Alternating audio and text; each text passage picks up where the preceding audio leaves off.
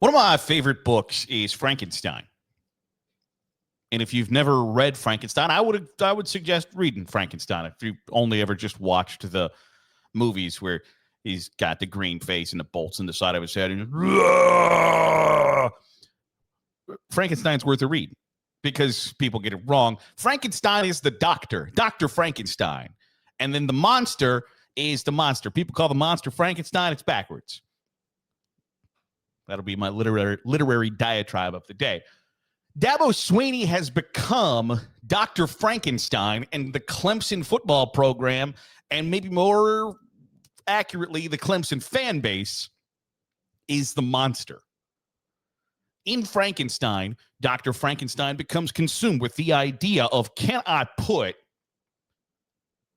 take all of these parts, put them together, and make a man?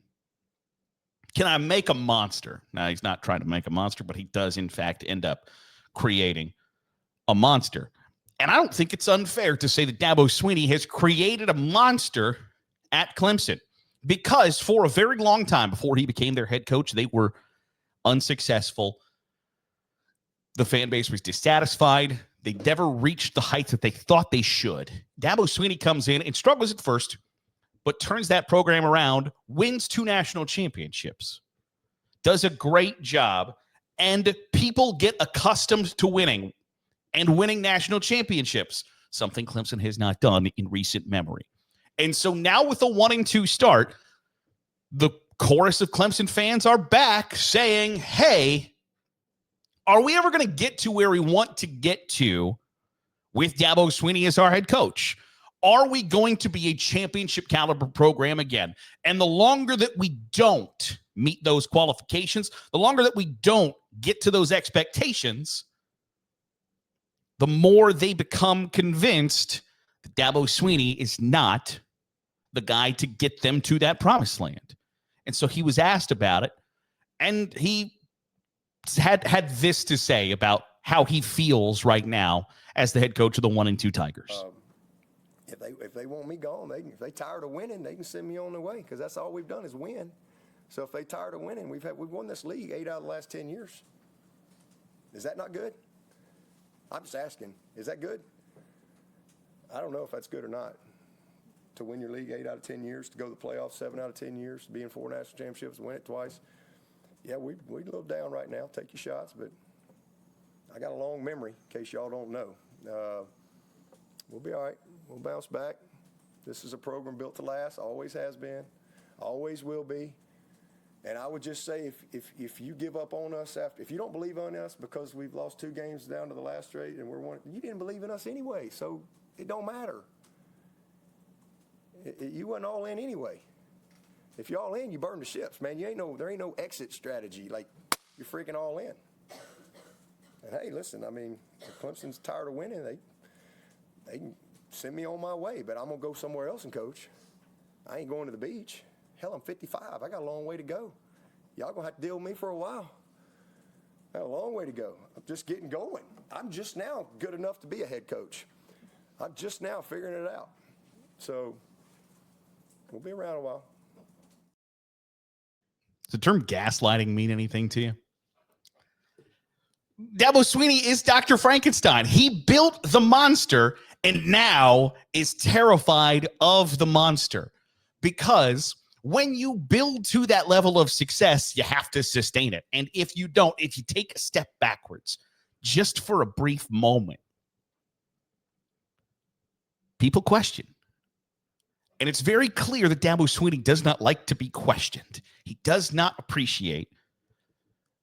And I think giving him the benefit of the doubt, he does not appreciate the complete lack of gratitude that some fans in that fan base have. And I can understand that to a point because it would be real easy to say, I have poured my heart and soul into this job over 15 years. I won your ass 2 national championships. And after we start 1-2, you're going to sit there and bitch at me about how we're not as great as we used to be. And there is some truth and fairness in that, all things considered. But at the end of the day, it's a what have you done for me lately job. And what has Dabo Swinney done for Clemson lately? gotten them close, but not close enough. I understand the argument of we've won 8 ACC championships in 10 years, and that's all well and good if people thought the ACC was a conference worth beating your chest about winning. But they don't. They don't think that the ACC is a conference that's worth beating your chest over. And so, as Dr. Frankenstein built the monster and then went, oh my God, what have I done? I think Dabo Swinney's kind of in the same place. And furthermore, to use another analogy, one of my, well, not anymore, but back in the day, one of my favorite stand-up comedians was Russell Brand. I enjoyed the way he looked at the world and could make you think about stuff. And he, in a stand-up special one time, said, fame, being famous, loses a bit of its luster if you have to tell people that you have it. And I think that's a similar situation to this with Dabo Swinney. If you have to tell people about how much you have won in the past, if you have to remind the fan base and the media and whoever else, recruits, that, hey, we used to have a lot of success around here. Now, we haven't reached those same levels of success, but we've still been successful. It loses a bit of the luster of having that success. If you are trying to convince people that, like, hey, I'm still the guy for the job. No, nobody else should be considered because I'm still going to be the guy that's going to lead us to the promised land. It inherently makes people go, well, wait a second. Are you not the guy to lead us to the promised land? Are you not the guy who's going to make us back into the just absolute power that we used to be? And so I think he's gaslighting a little bit of, oh, is 8 and 10, 8 conference championships in the last 10 years. Is that good? I'm just trying to figure out if that's good. Yeah. If you haven't won 2 national championships, if you hadn't made the 14 college football playoff over and over and over again, if you hadn't made the national championship game 4 times, sure, winning your conference 8 out of 10 years is a cool accomplishment.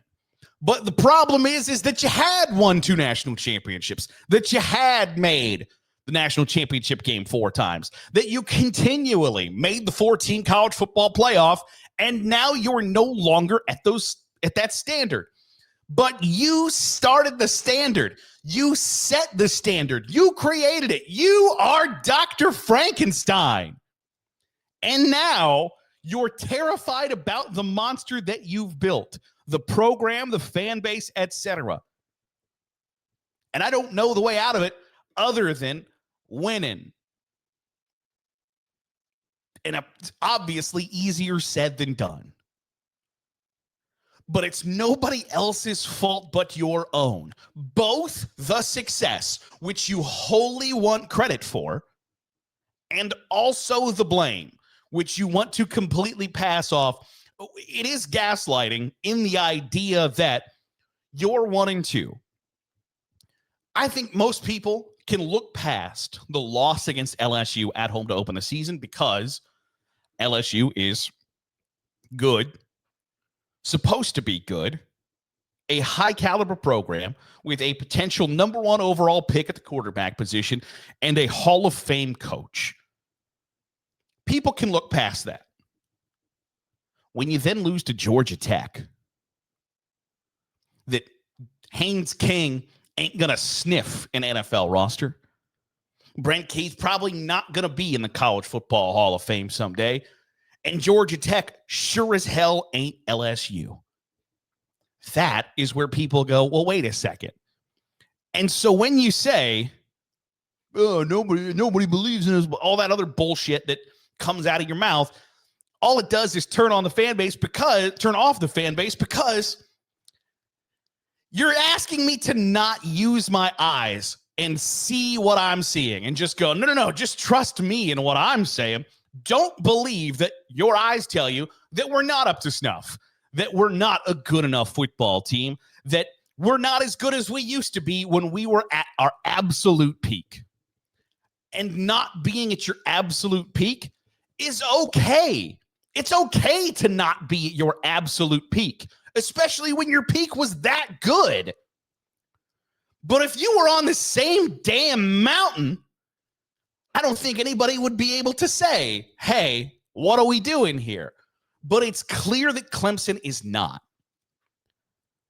And instead of saying, I'm working my tail off every day to get us back to the top of the college football mountaintop, instead, Dabo Swinney is your boomer mom that when you say even them, like when you're like, oh, remember this thing? And your mom goes, well, I guess I just was a terrible parent, wasn't I?